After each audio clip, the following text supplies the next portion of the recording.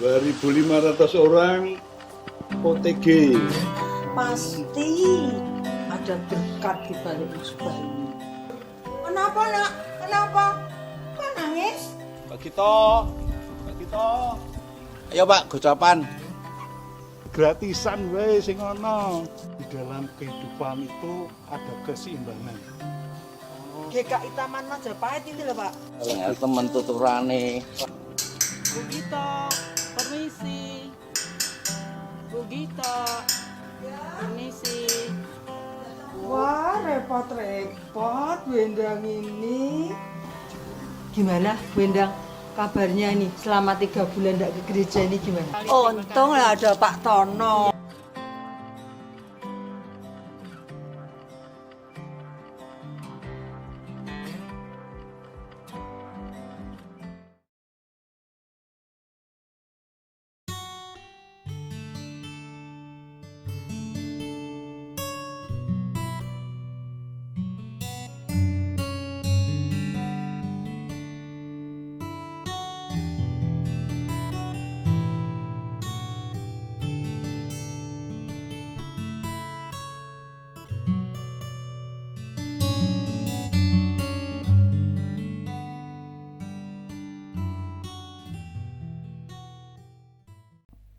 Jemaat yang terkasih, Shalom, puji Tuhan. Sebelum ibadah daring pada hari ini kita mulai, ada warta lisan yang akan saya bacakan terlebih dahulu. Atestasi datang. Telah datang dengan atestasi. 1. Bapak Satya Gunawan Sumadi. Kedua, Ibu Sugiantini. Alamat Fatro Residen Blok A nomor 19 Semarang. Asal gereja dari GKI Kebonjati, Bandung. Ketiga, Ibu Teresa Yapsyuswan. Alamat Jalan Arya Mukti Tengah 1 nomor 43 Semarang. Asal gereja dari GKI Peterongan, Semarang. Seluruh anggota jemaat dan majelis jemaat mengucapkan selamat datang dan selamat bersekutu di tengah-tengah keluarga besar GKI Taman Majapahit, Semarang. Bapak, Ibu, Saudara, serta anak-anak yang dikasihi dan yang mengasihi Tuhan Yesus. Masih dalam rangkaian acara Bulan Keluarga, ibadah daring pada hari ini mengambil tema Asah, Asih, Asuh dalam Keluargaku yang akan dilayankan oleh Pendeta Erwan Hidayat dari STT Amanat Agung, Jakarta.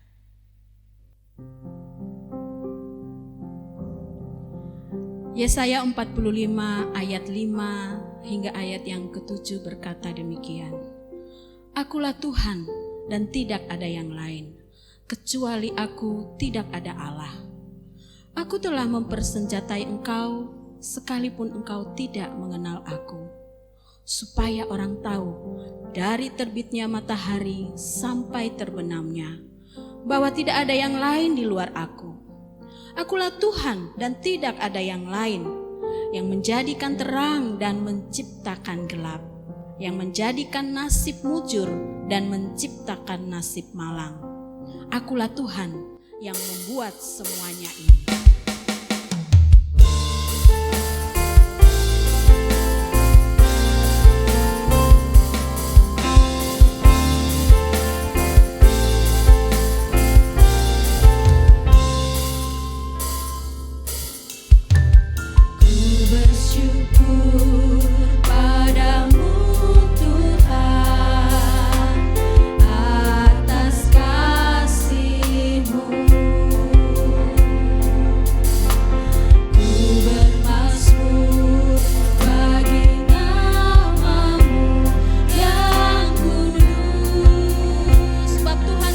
Kebenaranku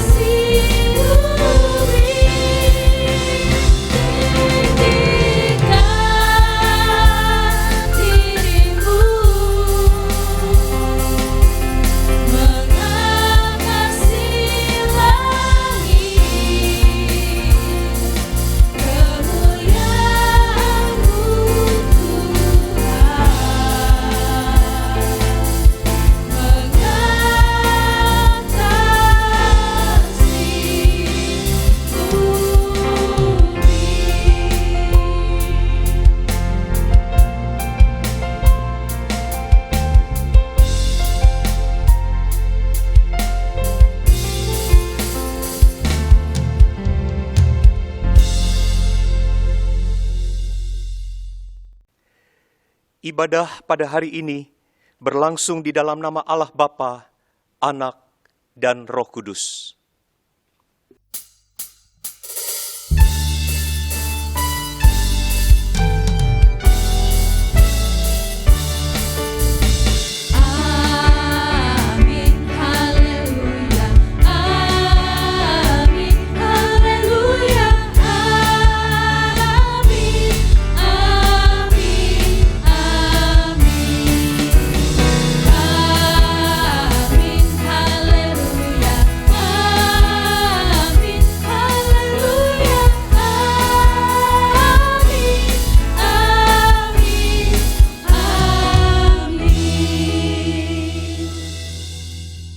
Damai Tuhan besertamu.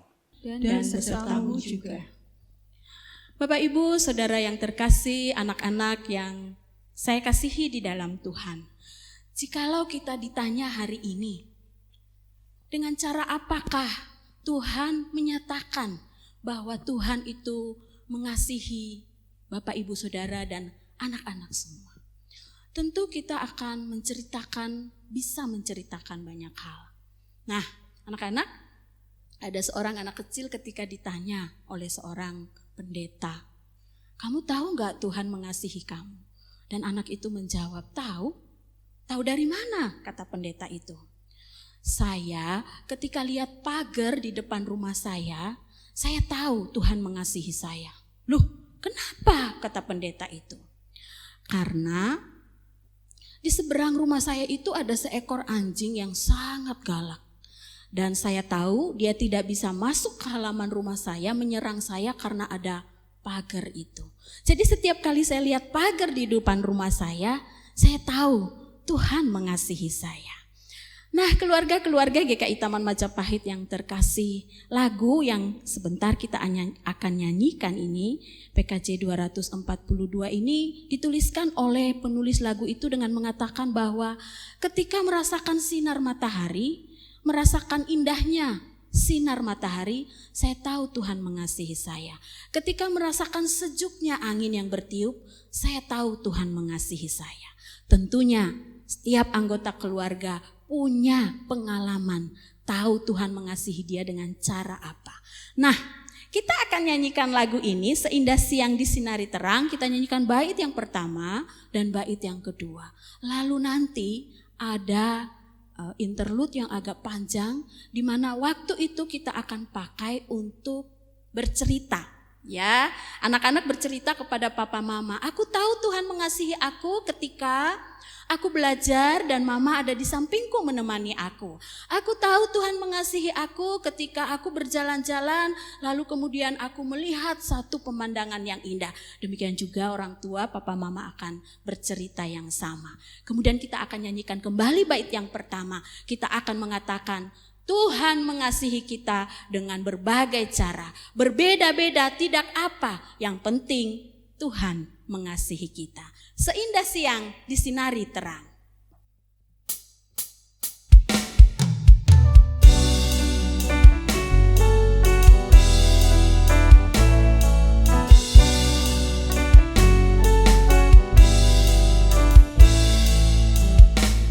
Seindah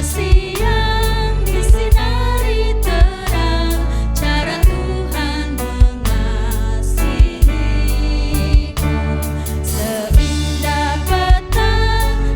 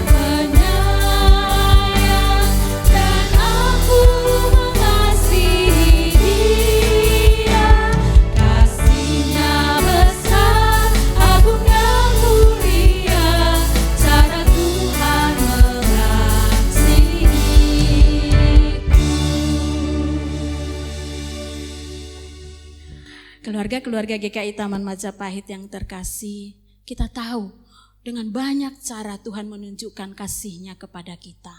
Namun kitalah yang kadang-kadang karena keegoisan kita, karena kesibukan diri kita sendiri, karena kita tidak mau peduli, kita tidak melihat bagaimana Tuhan mengasihi kita. Dan bahkan kita sering berkata, Tuhan itu tidak peduli terhadap aku, tidak mengasihi aku. Padahal Tuhan mengasihi kita dengan banyak cara, dari cara yang sederhana maupun cara yang luar biasa. Oleh karena itu mari kita masuk dalam doa, memohon pengampunan dari Tuhan dan minta supaya Tuhan memberikan kita kepekaan untuk melihat di sekeliling kita bagaimana Tuhan menunjukkan kasih-Nya kepada kita. Mari kita berdoa. Bapa di surga, kami menyadari bahwa Engkau adalah Allah yang pengasih. Engkau Tuhan yang lembut dan menyayangi kami. Dan dengan banyak cara, dengan berbagai cara Engkau menyatakan kepada kami bahwa Engkau ada dan Engkau mengasihi kami. Namun ya Tuhan, kami harus mengakui bahwa kadang-kadang kami begitu egois. Kami menutup diri dan menutup hati kami. Kami terlalu fokus pada pergumulan dan penderitaan yang kami alami. Sehingga kami tidak peka akan kasih Tuhan yang dinyatakan dengan berbagai cara yang ada di sekitar kami. Kami lupa bahwa Engkau Allah yang sama, tidak pernah berubah. Engkau Allah yang penuh kasih dan Engkau mengasihi kami. Ampunilah kami ya Tuhan. Dan sekarang kami mau Engkau menganugerahkan kepada kami hati yang baru. Hati yang peka akan kehadiran Tuhan, akan tangan Tuhan, akan kasih Tuhan yang nyata dengan berbagai cara di sekitar kami. Terima kasih Tuhan, dengarkan doa kami. Di dalam nama Tuhan Yesus kami berdoa. Amin. 2 Korintus 5 ayat 17 berkata begini, keluarga-keluargaku yang terkasih. Jadi siapa yang ada di dalam Kristus, ia adalah ciptaan baru. Yang lama sudah berlalu, sesungguhnya yang baru sudah datang. Ketika Tuhan menjamah hidup kita, menjamah hati kita, ia mengubah kita menjadi ciptaan yang baru.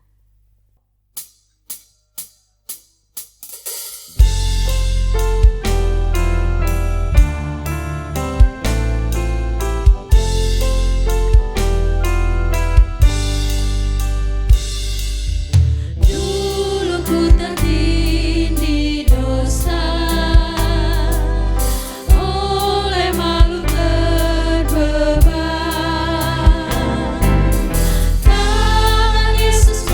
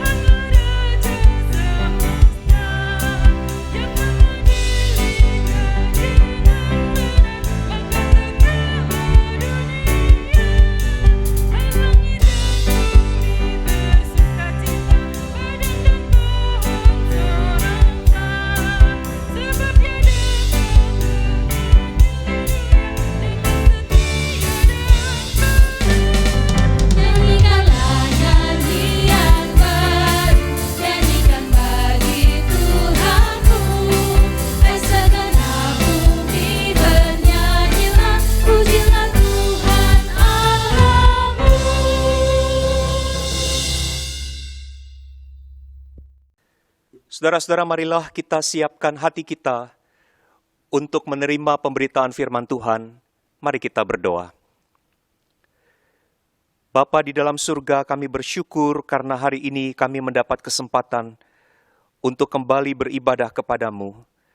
Kami bersyukur karena Engkau memberikan kepada kami keluarga. Engkau menempatkan kami di dalamnya dan kami boleh merasakan kasih-Mu melalui kehadiran anggota-anggota di dalam keluarga kami. Tuhan, biarlah kiranya pada hari ini Engkau boleh meneguhkan kami sebagai keluarga, supaya kami boleh menjadi seperti apa yang Tuhan mau. Tuhan, biarlah kiranya Engkau menerangi hati dan pikiran kami, agar pada waktu kami merenungkan kebenaran firman Tuhan, kami jelas menangkap apa yang Tuhan mau untuk kami lakukan di dalam kehidupan kami. Di dalam nama Tuhan kami, Yesus Kristus, kami berdoa. Amin.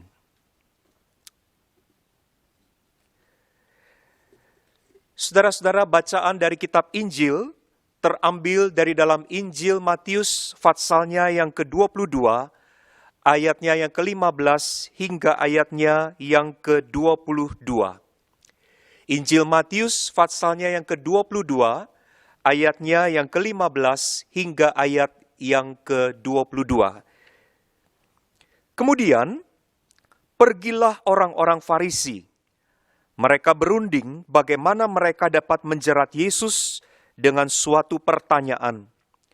Mereka menyuruh murid-murid mereka bersama-sama orang-orang Herodian bertanya kepadanya, "Guru, kami tahu engkau adalah seorang yang jujur, dan dengan jujur mengajar jalan Allah, dan engkau tidak takut kepada siapapun juga, sebab engkau tidak mencari muka. Katakanlah kepada kami pendapatmu. Apakah diperbolehkan membayar pajak kepada kaisar atau tidak?" Tetapi Yesus mengetahui kejahatan hati mereka itu, lalu berkata, "Mengapa kamu mencobai aku, hai orang-orang munafik? Tunjukkanlah kepadaku mata uang untuk pajak itu." Mereka membawa suatu dinar kepadanya. Maka ia bertanya kepada mereka, "Gambar dan tulisan siapakah ini?"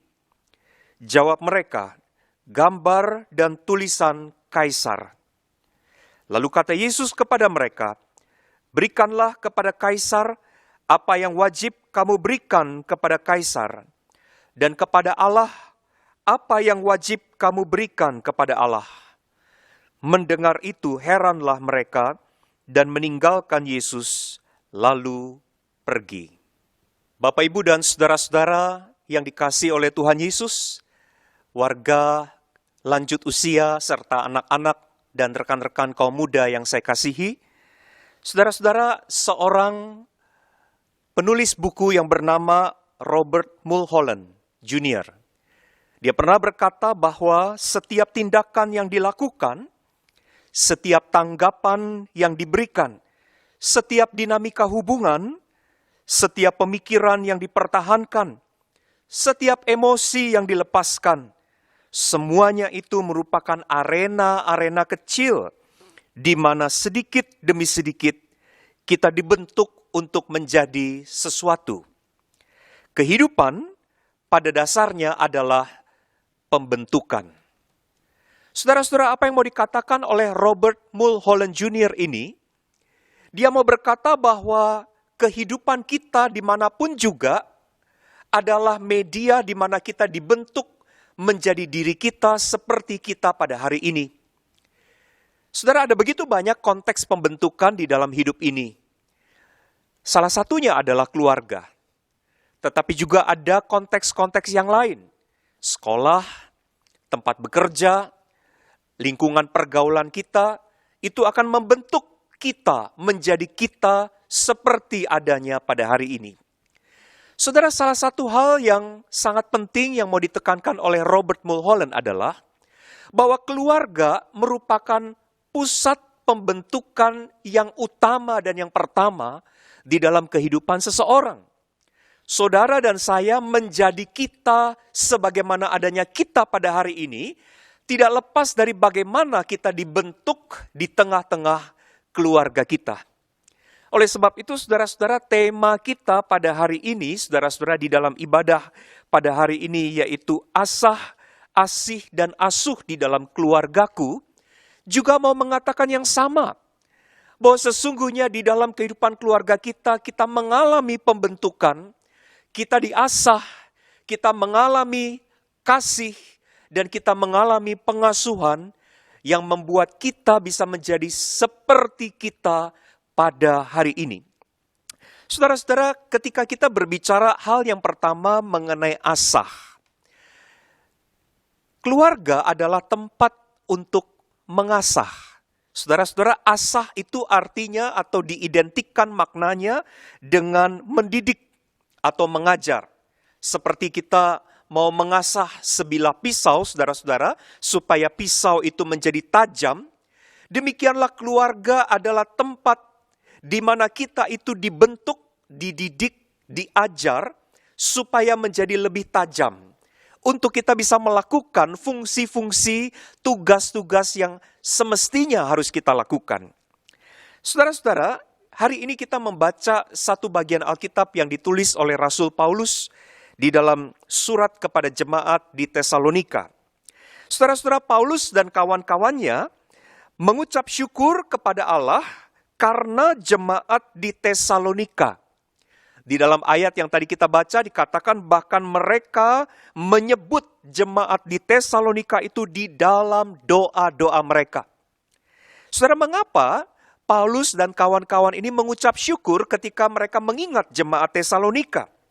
Saudara, karena jemaat ini adalah buah pelayanan Rasul Paulus. Dan sekarang saudara-saudara, buah pelayanan mereka itu dikatakan di dalam surat itu bahwa mereka sudah menjadi orang Kristen yang bertumbuh di dalam iman, di dalam pengharapan, bahkan di dalam kasih mereka. Saudara-saudara, kabar mengenai jemaat Tesalonika ini, saudara-saudara, sampai ke telinga Paulus. Begitu gembira hati Paulus ketika mendengar bahwa jemaat yang dibangunnya ini, saudara-saudara, bertumbuh menjadi dewasa. Saudara, apa yang membuat jemaat Tesalonika ini mengalami kemajuan yang begitu nyata?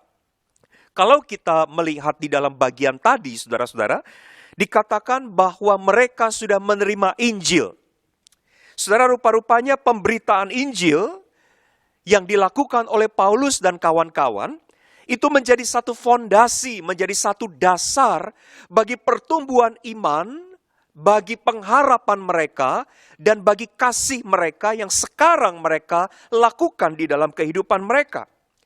Ada Injil yang disampaikan, ada Injil yang diberitakan, ada Injil yang diajarkan kepada mereka. Yang di dalam ayat 5 di dalam ayat ke-9 bagian B dikatakan membuat mereka berbalik dari berhala-berhala kepada Allah untuk melayani Allah. Saudara, rupa-rupanya pemberitaan Injil itu sudah membuat mereka meninggalkan cara hidup mereka yang lama dan mereka sekarang komit untuk mengikut Tuhan.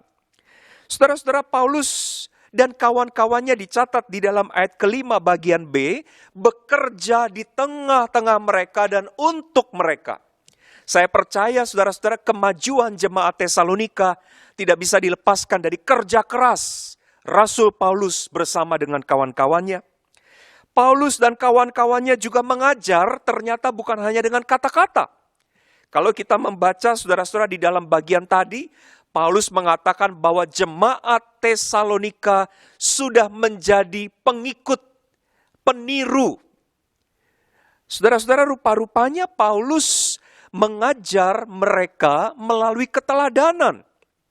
Sehingga jemaat itu sekarang meniru cara hidup Paulus, meniru pelayanan Paulus, meniru kesetiaan Paulus di dalam melayani Tuhan dan hidup untuk Tuhan. Rupa-rupanya Paulus dan kawan-kawan ini sudah menjadi contoh buat jemaat di Tesalonika. Saudara-saudara, apa akibat yang ditimbulkan oleh semua upaya yang dilakukan oleh Paulus dan kawan-kawannya ini? Saudara, Alkitab di dalam 1 Tesalonika yang tadi kita baca mengatakan, bukan saja jemaat itu bertumbuh di dalam iman, bukan saja mereka punya pengharapan yang kuat kepada Allah, Bukan saja mereka mempunyai pekerjaan kasih yang begitu bersungguh-sungguh, tetapi saudara-saudara, tersiar kabar tentang mereka, bahkan tersiar kabar yang baik tentang mereka itu sampai keluar wilayah mereka. Saudara, rupa-rupanya kemajuan atau pertumbuhan dari jemaat Tesalonika ini sudah terdengar, sudah tersohor kepada banyak orang. Sehingga yang dikenal orang tentang jemaat ini adalah tentang imannya, tentang pengharapannya, tentang kasihnya yang begitu bersungguh-sungguh di hadapan Tuhan. Semua orang tahu siapa dan bagaimana jemaat Tesalonika. Dan bukan hanya mereka tersohor, saudara-saudara, tetapi mereka juga dikatakan menjadi teladan bagi semua orang. Saudara-saudara, hari ini kita berbicara tentang mengasah. Mengasah di dalam arti mengajar, di dalam arti mendidik di dalam keluarga kita. Saudara-saudara, memang kalau kita berbicara tentang mengajar atau mendidik, saudara-saudara, memang kita dapat belajar dari siapapun. Artinya, saudara-saudara, tidak mesti yang lebih tua mengajar yang lebih muda. Artinya, bahkan bisa sebaliknya, yang lebih tua juga bisa belajar dari yang lebih muda. Tetapi saudara-saudara, Alkitab secara khusus memberikan suatu tugas atau suatu mandat untuk mengajar, khususnya kepada para orang tua untuk mengajar anak-anaknya. Saya yakin saudara-saudara, saudara para orang tua pasti rindu anak-anak saudara bertumbuh di dalam segala hal, bertumbuh di dalam kedalaman dan keluasan pengetahuan mereka, bertumbuh di dalam kedewasaan karakter mereka. Saya yakin saudara juga rindu anak-anak saudara punya kematangan mental, kematangan pola pikir. Saya juga yakin saudara menginginkan anak saudara bertumbuh di dalam iman kepada Tuhan, di dalam pengharapan di dalam Tuhan, bertumbuh di dalam kasih untuk Tuhan dan untuk banyak orang. Saya yakin saudara-saudara para orang tua pasti ingin anak-anaknya itu saudara-saudara masuk dan tidak sampai terjatuh pada berhala-berhala yang menyesatkan hidup mereka. Saudara, saya percaya betapa pedihnya orang tua yang mengetahui anak-anaknya itu mengalami kejatuhan. Misalnya saudara-saudara di dalam pergaulan bebas, kejatuhan di dalam dosa seksual, kejatuhan karena terlibat menggunakan narkotika dan obat-obatan terlarang, bahkan terlibat di dalam tindak dan perilaku-perilaku kriminal, tindakan-tindakan yang bodoh, yang tidak dipikir panjang. Tidak ada orang tua yang menginginkan anaknya jatuh kepada hal-hal yang demikian. Saya juga yakin saudara rindu anak-anak saudara betul-betul menunjukkan komitmen total hanya kepada Allah. Dan saudara juga saya yakin saudara pasti ingin mendengar anak-anak saudara itu dikenal sebagai orang-orang yang baik. Bahwa cerita yang baik tentang anak-anak saudara itulah yang saudara ingin dengar. Bukan sebaliknya, cerita tentang kenakalan mereka, cerita tentang perilaku mereka yang tidak bermoral, cerita tentang kejatuhan dan kegagalan mereka. Saudara-saudara, saya yakin saudara juga rindu sebagai orang tua menginginkan anak saudara bahkan bisa menjadi teladan. Teladan bagi teman-temannya, teladan bagi adik-adiknya, teladan bagi semua orang. Tetapi saudara-saudara, kerinduan-kerinduan semacam ini hanyalah menjadi sebuah mimpi. Kalau saudara tidak bersedia mengasah, kalau saudara tidak bersedia mengajar, kalau saudara sebagai orang tua tidak punya waktu untuk mendidik anak-anak saudara dengan semua yang baik yang saudara harapkan ada pada mereka dan mereka lakukan di dalam hidup mereka. Saudara, mari kita lihat apa yang terjadi kepada jemaat di Tesalonika. Kemajuan mereka itu adalah karena apa yang dilakukan oleh Paulus dan kawan-kawannya. Paulus dan kawan-kawannya mengajarkan Injil mula-mula kepada mereka. Paulus dan kawan-kawannya bekerja keras di tengah-tengah mereka. Paulus dan kawan-kawannya memberi keteladanan bagi mereka. Sehingga apa? Akibatnya adalah jemaat Tesalonika bertumbuh seperti yang hari itu Paulus dengar tentang mereka. Saudara-saudara, kerinduan-kerinduan saudara seperti yang saya ungkapkan tadi tidak mungkin terwujud di dalam hidup anak-anak saudara jika saudara tidak punya waktu untuk mengajar mereka. Bahkan jika hidup saudara sendiri sebagai orang tua tidak menjadi teladan yang bisa mereka amati, bisa mereka ikuti di dalam proses mencari yang terjadi di dalam hidup mereka. Saudara, jika saudara alpa untuk mengajar dan mendidik anak-anak, dan saudara melalaikan peran saudara sebagai role model bagi anak-anak, maka dunia yang akan mengajari mereka. Dunia yang akan mengambil alih peran itu untuk menanamkan prinsip dan pola-polanya di dalam hidup anak-anak saudara. Dunia yang akan mereka ikuti. Dunia yang akan mereka contoh. Sebab mereka tidak mendapatkan contoh itu dari ayah dan ibunya. Saudara-saudara, pertanyaan untuk kita pikirkan pada hari ini adalah, sudahkah saudara mengasah?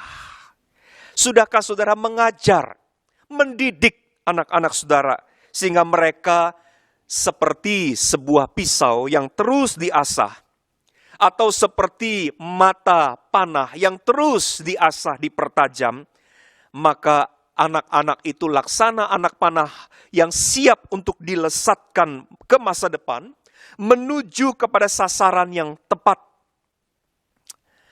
Saudara, terlalu sibukkah kita sehingga kita merasa bahwa pendidikan anak-anak bukanlah sesuatu hal yang penting, atau setidaknya saudara-saudara bukan tanggung jawab kita sebagai orang tua?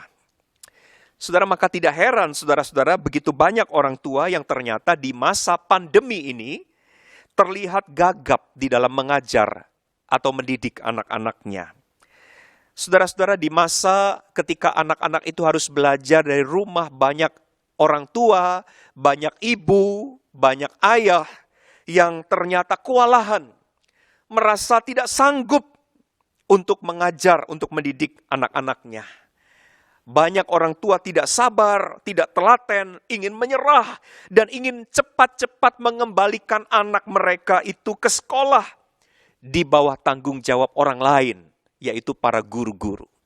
Saudara, sangat ironis, itulah potret tentang kegagapan kita karena kita sering tidak menjalankan peran kita untuk mengasah anak-anak kita. Saudara-saudara, panggilan kita untuk keluarga kita pada hari ini adalah kita, khususnya para orang tua, dipanggil untuk mengasah anak-anak kita. Yang kedua, saudara-saudara, kita berbicara tentang asih. Saudara, setiap anggota keluarga dipanggil untuk saling mengasihi. Saudara, hari ini kita juga membaca satu bagian Alkitab di dalam kitab Nabi Yesaya pasal 45. Saudara, setiap kali kita berbicara tentang kasih, khususnya kasih Tuhan, kita tidak habis mengerti. Karena kasih Tuhan itu tidak masuk akal. Kita heran dan membuat kita takjub setiap kali kita berbicara, setiap kali kita merenungkan atau memikirkan tentang kasih Allah. Saudara, kisah yang dicatat di dalam kitab Nabi Yesaya menceritakan bahwa Tuhan memakai Koresh. Siapa itu Koresh? Koresh adalah raja bangsa Persia. Bangsa yang tidak mengenal Allah. Bangsa yang menyembah dewa-dewa, menyembah berhala-berhala, dan seringkali disebut dengan istilah kafir di dalam kacamatanya orang Yahudi. Tetapi saudara-saudara, ternyata Koresh ini dipakai oleh Allah untuk menyelamatkan umat Israel yang pada waktu itu saudara-saudara sedang berada di dalam penawanan di Babel. Saudara, Persia datang melumpuhkan dan menaklukkan Babel. Ketika Babel berhasil ditaklukkan, Maka Israel yang ditawan di sana akhirnya dilepaskan dan pulang kembali ke tanah air mereka. Saudara, ada banyak keistimewaan yang Tuhan lakukan dan Tuhan berikan kepada Koresh dalam rangka memakai dia sebagai alat untuk membebaskan Israel umat Tuhan. Saudara, dicatat di dalam bagian yang kita baca bahwa Koresh itu diurapi.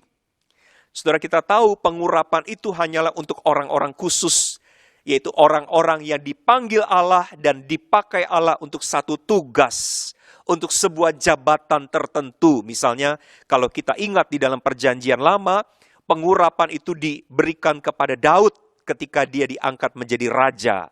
Pengurapan itu diberikan kepada Samuel ketika dia diangkat menjadi seorang nabi, saudara-saudara. Tapi di situ di dalam Yesaya dikatakan, Koresh seorang yang kuurapi. Bahkan saudara-saudara, Koresh itu disamakan dengan orang-orang yang Tuhan pilih untuk sebuah tujuan yang sangat spesifik, yaitu tujuan-tujuan Tuhan. Bahkan dikatakan Koresh adalah seorang yang tangan kanannya Tuhan pegang.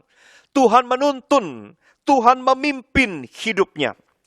Bahkan dikatakan Tuhan berjalan di depannya. Saudara, penggambaran ini mengingatkan bagaimana Allah di dalam tiang awan dan tiang api berjalan di depan Israel untuk membuka jalan baginya. Bahkan dikatakan Allah memberikan kepada Koresh segala kekayaan yang begitu melimpah.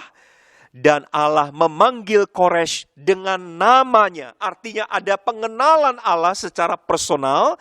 Ada relasi yang begitu dekat antara Allah dengan Koresh. Sekalipun dikatakan di dalam kitab Nabi Yesaya, Koresh tidak mengenal Tuhan.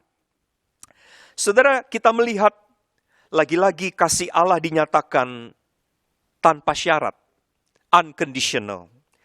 Tuhan mengasihi karena Ia yang adalah kasih itu memang mau mengasihi. Tanpa embel-embel, tanpa syarat-syarat tertentu, saudara-saudara. Sekalipun menurut ukuran atau menurut standar manusia, Koresh tidak pantas. Koresh tidak termasuk kelompok orang yang berhak mendapatkan kasih dari Allah Israel yang tidak dikenalnya. Tetapi Tuhan memutuskan untuk tetap mengasihi Koresh. Saudara, dalam keluarga Allah juga mau agar setiap orang hidup di dalam asih. Kata asih itu mau menunjuk kepada sikap yang bersedia mengasihi dengan total.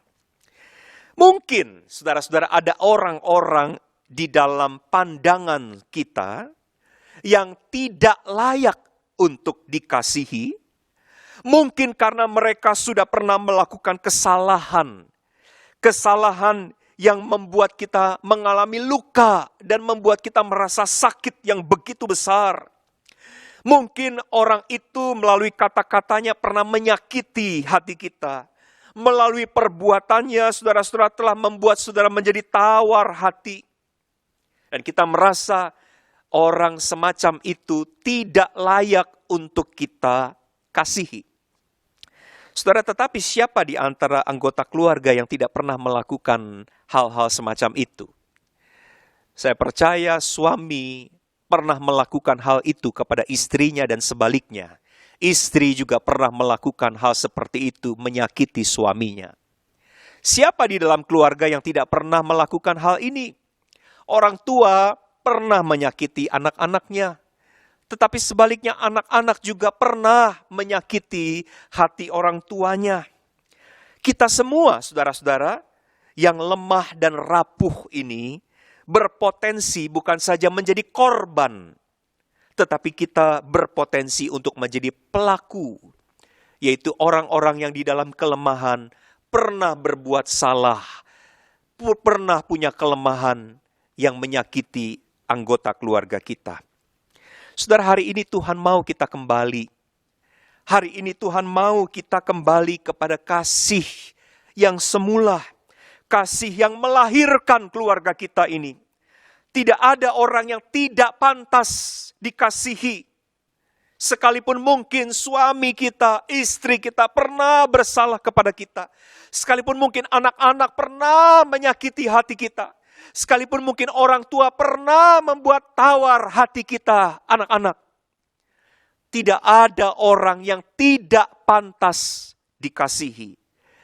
Karena Tuhan pun mau dan memutuskan untuk mengasihi dan hanya mengasihi. Yang ketiga, saudara-saudara, kalau kita berbicara tentang asuh, maka setiap anggota keluarga dipanggil untuk saling mengasuh. Saudara, apa artinya mengasuh, saudara-saudara? Mengasuh di dalam arti merawat, memberi apa yang dibutuhkan, memberikan perhatian. Saudara, perkataan Tuhan Yesus pada hari ini di dalam kitab Injil Matius sangat tegas dan luas.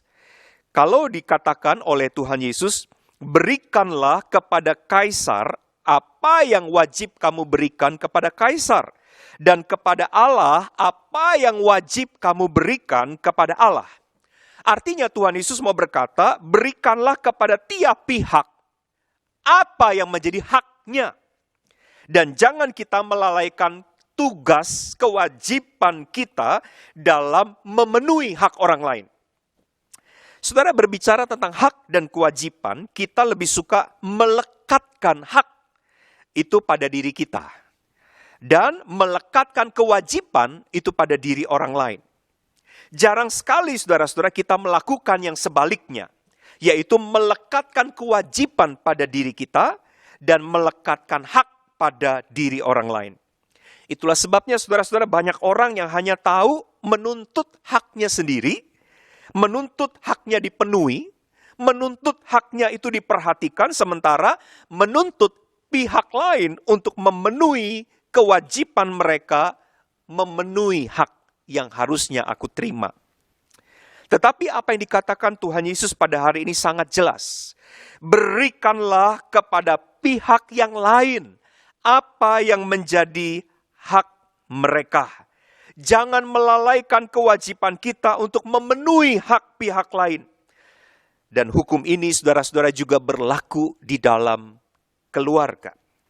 Saudara, kata asuh atau nurture dapat diartikan merawat.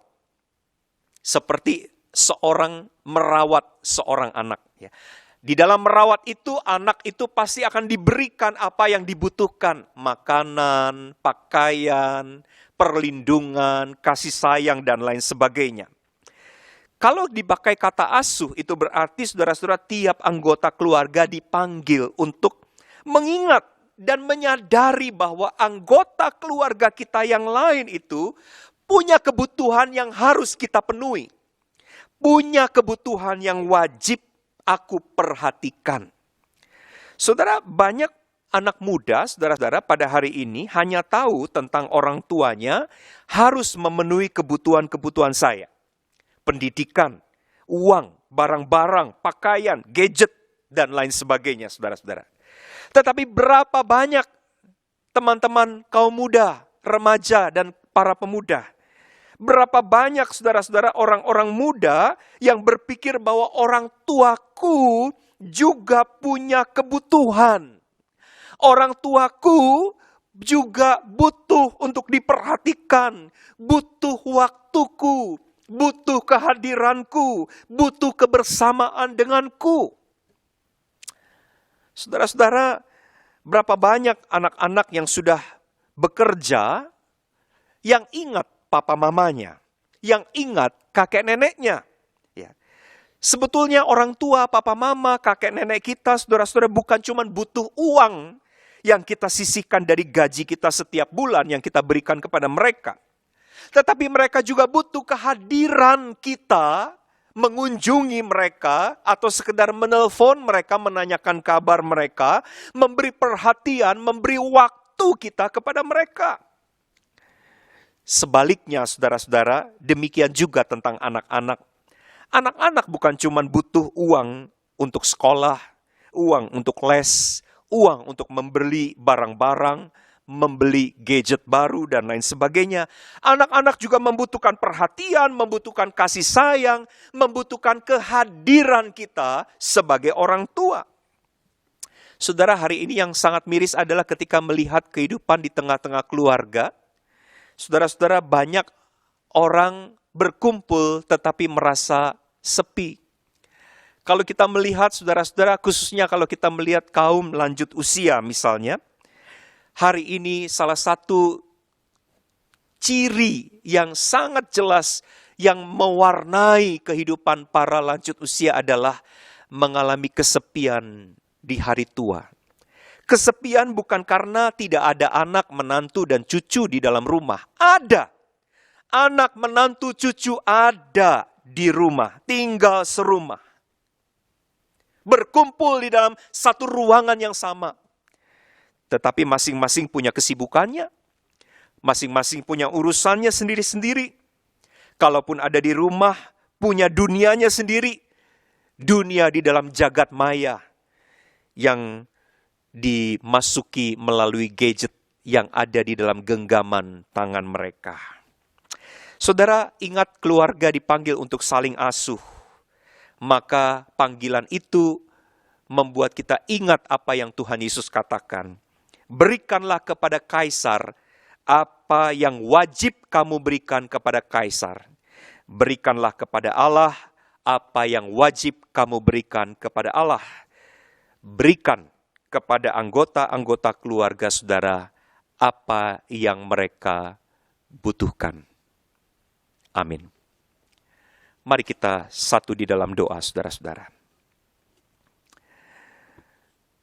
Tuhan, kami bersyukur karena hari ini kami boleh diingatkan oleh kebenaran firman-Mu, bahwa Tuhan menginginkan kehidupan keluarga kami saling asah, saling asih, dan saling asuh. Kami tahu Tuhanlah yang menciptakan keluarga kami, dan karena itu Tuhan merindukan supaya keluarga kami menjadi seperti apa yang Tuhan rancangkan. Rancangan yang membawa sukacita dan kebahagiaan. Rancangan yang membawa damai sejahtera. Kami menyerahkan diri kami dan keluarga kami ke dalam tangan Tuhan. Mohon kiranya Tuhan pimpin. Mohon kiranya Tuhan sertai. Mohon agar kiranya Tuhan yang memberkatinya. Tuhan, pada hari ini kami juga mau berdoa untuk seluruh keluarga dari anggota jemaat dan simpatisan GKI Taman Majapahit Semarang. Kiranya Tuhan yang hadir dan melawat setiap keluarga di tengah-tengah jemaat Tuhan. Engkau mengerti pergumulan, Engkau mengerti persoalan, masalah-masalah yang sedang dihadapi di tengah keluarga masing-masing. Mohon kiranya Tuhan berbelas kasihan, campur tangan dan memberi pertolongan Tuhan di dalam segala pergumulan yang sedang dialami. Kami juga mau berdoa Tuhan untuk majelis jemaat serta badan-badan pelayanan di tengah-tengah jemaat GKI Taman Majapahit. Tuhan yang memberkati supaya kiranya Tuhan beri hikmat untuk mengerti pimpinan Tuhan kemana gereja ini Tuhan mau bawa. Dan biarlah kiranya melalui program-program kerja, majelis jemaat, dan badan-badan pelayanan, sungguh gereja ini dapat bertumbuh menjadi semakin dewasa, menjadi seperti jemaat Tesalonika yang mengalami pertumbuhan di dalam iman, di dalam pelayanan, di dalam kasih yang bersungguh-sungguh kepada Tuhan dan kepada sesama. Kami berdoa juga ya Tuhan pada hari ini untuk setiap keluarga di mana ada anggota di dalamnya yang terpapar virus corona, dan juga setiap keluarga yang harus bergumul di tengah-tengah masa pandemi ini, yaitu bergumul di dalam masalah ekonomi. Ya Tuhan, kiranya Engkau yang menolong keluarga-keluarga ini. Tuhan yang kiranya bekerja dan turut campur tangan di dalam proses pemulihan anggota-anggota yang terpapar virus corona. Tuhan berikan kekuatan dan kesehatan kembali. Juga mereka yang bergumul di dalam masalah ekonomi di tengah-tengah masa pandemi ini. Tuhan yang berikan jalan keluar. Tuhan yang memberikan pertolongan supaya keluarga kami tetap ada di dalam pemeliharaan anugerah dan berkat Tuhan. Kami juga berdoa ya Tuhan pada hari ini untuk peran dari gereja dan lembaga-lembaga keagamaan untuk memberdayakan umatnya untuk memutus mata rantai penyebaran COVID. Tuhan yang kiranya akan memakai setiap lembaga-lembaga ini untuk memberikan masukan, memberikan satu pencerahan supaya setiap anggota betul-betul boleh dengan aktif terlibat memutus mata rantai penyebaran COVID. Kami juga berdoa untuk pemerintah pusat dan pemerintah daerah. Tuhan tetap beri hikmat di dalam masa-masa ini, mengambil kebijakan-kebijakan yang tepat untuk memutus mata rantai penyebaran COVID-19. Kami berdoa biarlah kiranya rencana vaksin yang akan mulai diberikan di akhir tahun ini sungguh-sungguh menjadi langkah awal untuk memutus mata rantai penyebaran. Dan kiranya Tuhan, Engkau yang memberikan satu jalan keluar yang total di dalam persoalan yang sedang kami hadapi ini. Terima kasih Bapa di dalam surga. Inilah doa kami. Kami alaskan di dalam nama Tuhan Yesus Kristus. Amin. Marilah kita bersama-sama mengucapkan pengakuan iman, seturut dengan pengakuan iman rasuli, dengan berkata, Aku percaya kepada Allah, Bapa yang Maha Kuasa, Khalik langit dan bumi, dan kepada Yesus Kristus, Anak-Nya yang tunggal Tuhan kita, yang dikandung dari Roh Kudus, lahir dari anak darah Maria, yang menderita sengsara di bawah pemerintahan Pontius Pilatus, disalibkan, mati dan dikuburkan, turun ke dalam kerajaan maut. Pada hari yang ketiga, bangkit pula dari antara orang mati, naik ke surga, duduk di sebelah kanan Allah, Bapa yang Maha Kuasa. Dan dari sana, Ia akan datang untuk menghakimi orang yang hidup dan yang mati. Aku percaya kepada Roh Kudus, gereja yang kudus dan am, persekutuan orang kudus, pengampunan dosa, kebangkitan orang mati, dan hidup yang kekal. Amin. Tibalah saatnya Bapak, Ibu, dan Saudara serta anak-anakku semua, kita akan memberikan persembahan syukur kepada Tuhan. Nas dasar persembahan pada hari ini saya ambilkan dari Matius 145 ayat yang pertama. Puji-pujian dari Daud. Aku hendak mengagungkan Engkau, ya Allahku, ya Raja, dan aku hendak memuji nama-Mu untuk seterusnya dan selamanya. Bapak, Ibu, Saudara, serta anak-anakku, untuk persembahan ini bisa melihat tayangan berikut ini.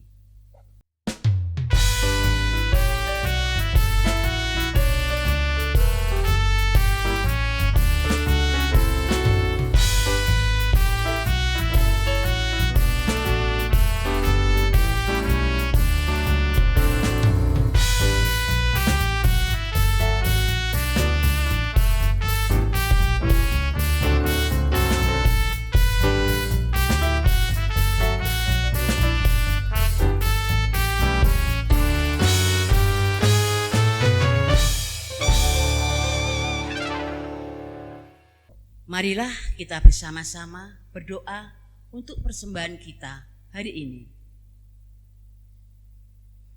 Bapa Surgawi yang kami sembah, di dalam nama Tuhan Yesus Kristus, segala puji dan syukur kami panjatkan kehadirat-Mu ya Bapa, atas segala pemeliharaan dan penyertaan Tuhan kepada kami semua sampai dengan hari ini. Saat ini ya Bapa, kami ingin membawa persembahan syukur kami kepadamu. Berkatilah tangan-tangan yang sudah memberikan persembahan ini ya Bapa. Dan berikanlah kepada kami para majelis yang mengelola persembahan ini hikmat dan bijaksana yang dari Tuhan. Bapa, biarlah persembahan ini boleh berguna untuk sesama dan untuk kelebaran kerajaan-Mu di tempat ini. Tuhan, ampunilah segala dosa dan khilaf kami. Dan dengarlah ya Bapa, doa yang tidak sempurna ini, karena semuanya ini kami pinta di dalam nama Tuhan Yesus, Tuhan dan Juru Selamat kami yang hidup. Terima kasih Bapa. Amin. Keluarga-keluarga GKI Taman Majapahit yang terkasih dalam Tuhan, kita sudah mendengarkan firman Tuhan yang menyapa keluarga kita hari ini. Bagaimana kita harus mengembangkan asah, asih, dan asuh dalam hidup berkeluarga. Bukan pendekatan kekuasaan, di mana orang tua memaksakan kehendaknya, aturannya kepada anak-anak. Anak-anak juga tidak menggunakan kekuasaan dalam arti menggunakan ancaman supaya orang tua mengikuti apa yang dikehendaki oleh anak. Tetapi bagaimana kita mengembangkan satu pola dalam hidup keluarga kita untuk menjadi keluarga yang berkenan di hadapan Tuhan. Saling peduli, saling menjaga, asah, asih, dan asuh dalam hidup keluarga kita. Nah Bapak Ibu, Saudara yang terkasih, barangkali kita berkata, wah susah sekali ya untuk jadi keluarga Kristen yang sesuai dengan kehendak Tuhan. Bapak Ibu, tidak. Itu jika kita anggap sebagai sebuah beban untuk mentaati kehendak Tuhan, untuk memiliki kedekatan dengan Tuhan, untuk hidup sesuai dengan firman Tuhan, mestinya kita lakukan dengan sukacita, dengan kegembiraan, karena itulah yang akan menghasilkan sukacita dalam hidup keluarga kita.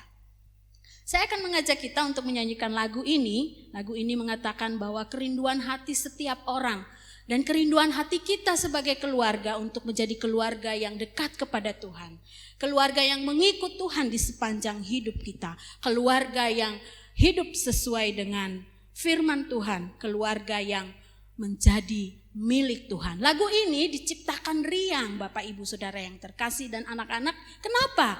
Karena mau mengatakan kepada kita mengikut Tuhan itu harus dengan senang, harus dengan happy, harus dengan sukacita. Jangan anggap sebagai sebuah beban. Wah susah ya jadi orang Kristen, susah ya jadi keluarga Kristen. Tidak. Sekarang kita nyanyikan lagu ini sebagai keluarga, bersama-sama kita mengatakan kita mau hidup sebagai keluarga Kristen sesuai dengan kehendak Tuhan dengan senang. Maka saya mengundang keluarga-keluarga GKI Taman Majapahit yang beribadah saat ini, kita menyanyikan lagu ini dan kemudian kita boleh menari ya, kita boleh menggerakkan badan kita, mengatakan bahwa kami, keluarga kami mau mengikut Tuhan dengan sukacita. Kami mau mengikut Tuhan dengan bahagia, bukan sebagai sebuah beban. Ya, kalau di gereja barangkali agak malu-malu menggerakkan badan, menari barangkali, tetapi karena ini di rumah kita masing-masing, dalam keluarga kita sendiri, kita nyanyikan lagu ini dan kita mengekspresikan sukacita kita mengikut Tuhan. Kerinduan hatiku. Kerinduan hatiku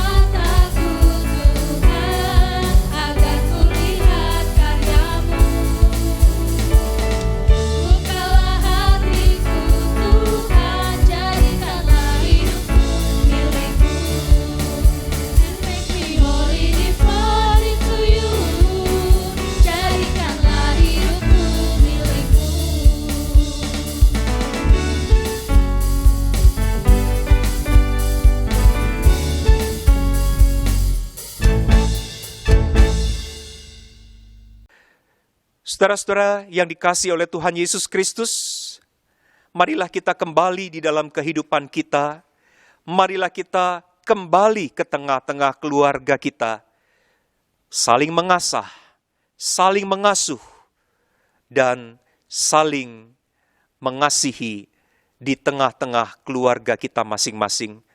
Karena itu, sekarang arahkanlah hatimu kepada Tuhan dan terimalah berkat Tuhan. Kiranya kasih karunia Tuhan kita Yesus Kristus, anugerah dan berkat yang sempurna dari Allah Bapa, tuntunan, penyertaan, kekuatan dari Allah di dalam Roh-Nya yang kudus, menyertai saudara-saudara, menyertai keluarga demi keluarga, dari sekarang ini bahkan sampai selama-lamanya. Amin.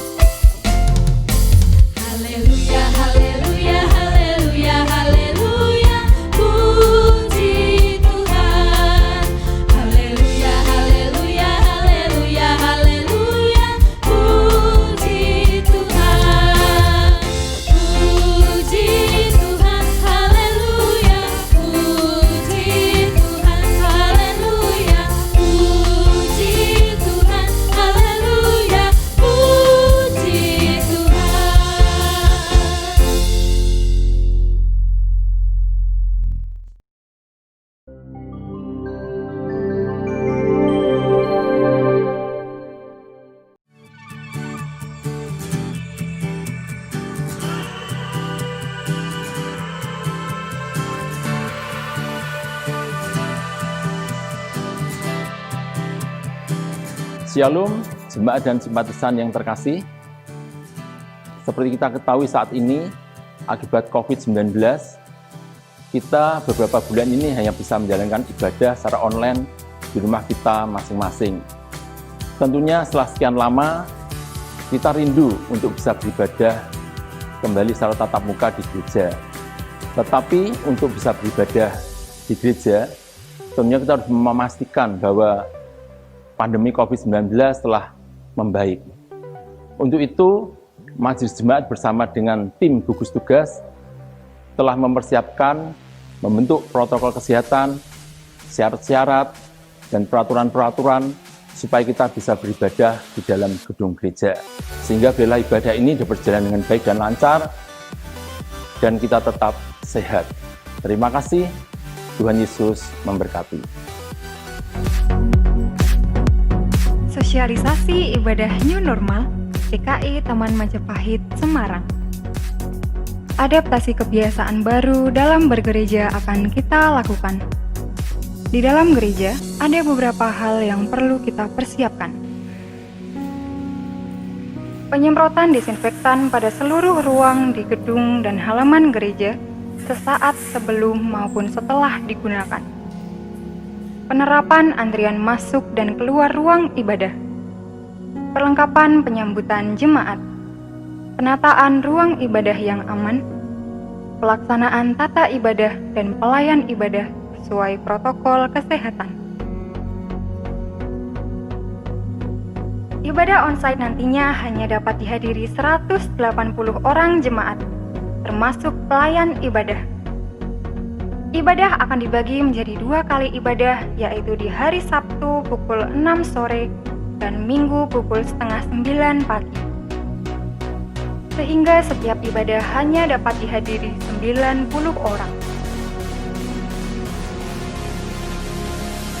Jika kuota sudah penuh, jemaat dapat mengikuti ibadah online yang akan dibagikan di YouTube GKI Taman Majapahit.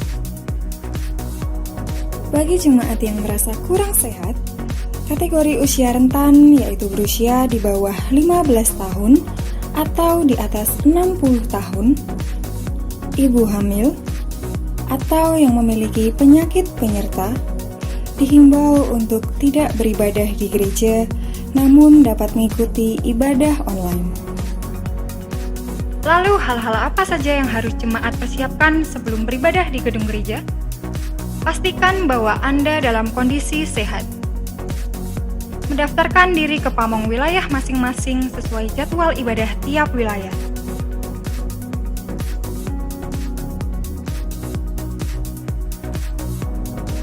Persiapkan amplop persembahan mingguan, bulanan, atau syukur dari rumah masing-masing.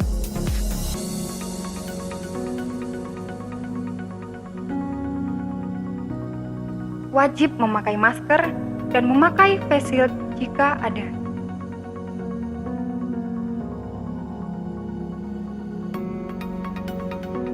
Sesampainya di gereja, setiap kendaraan harus diparkirkan di luar halaman gereja.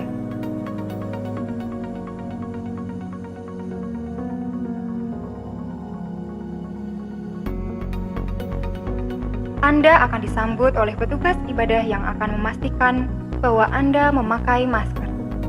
Jika Anda tidak memakai masker, maka Anda tidak diizinkan mengikuti ibadah. Selanjutnya, petugas akan mengukur suhu tubuh Anda. Jika Anda memiliki suhu tubuh normal, Anda dipersilahkan untuk segera mencuci tangan atau menggunakan hand sanitizer. Anda dapat segera menuju pintu gereja dan memasukkan amplop persembahan ke dalam kotak persembahan yang terletak di depan pintu gereja.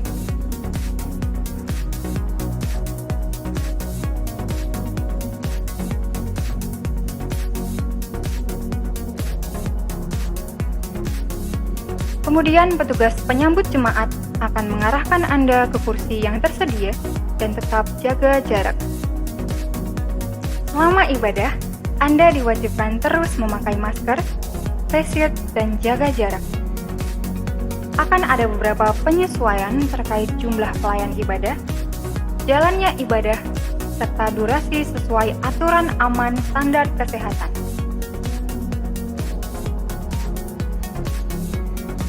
Jika ibadah telah selesai, Anda akan dipandu oleh penyambut jemaat untuk keluar gedung gereja, dimulai dari baris paling belakang.